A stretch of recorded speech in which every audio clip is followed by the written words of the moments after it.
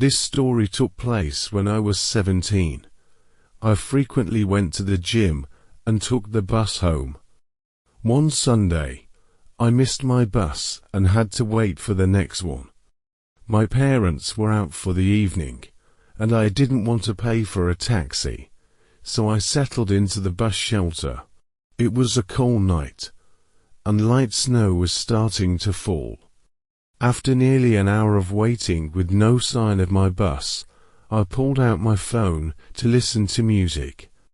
The place was empty, and I felt the chill in the air. Suddenly, I noticed something moving in my peripheral vision. A strange man, bundled up in heavy layers, was slowly walking toward me.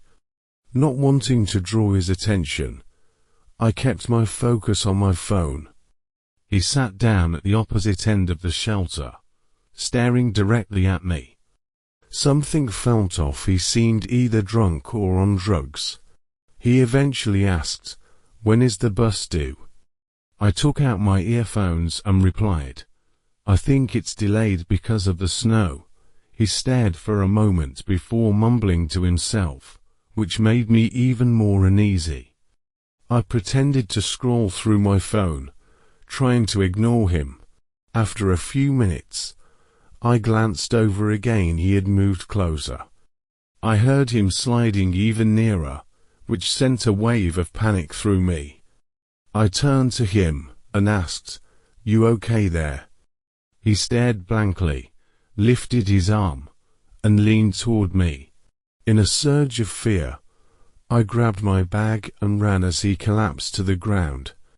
I dashed down the road, not daring to look back until I reached the next bus stop. I turned around and saw he was gone, so I sat down, feeling a bit relieved. I leaned back against the glass and waited for the bus. Suddenly, I heard a series of knocks. I jolted and turned to see the same man staring at me through the glass.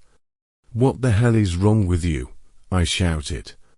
He began walking around the shelter toward me. "Stay back," I yelled in panic, backing away. I wanted to run, but couldn't leave my bag behind. In a moment of chaos, the man lunged at me, but I dodged, and he fell face first onto the ground. I stood frozen in shock, noticing blood pooling from his face.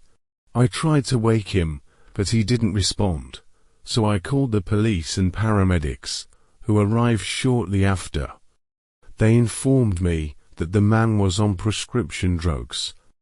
While searching his belongings, they found a photo of him with a boy who looked strikingly like me.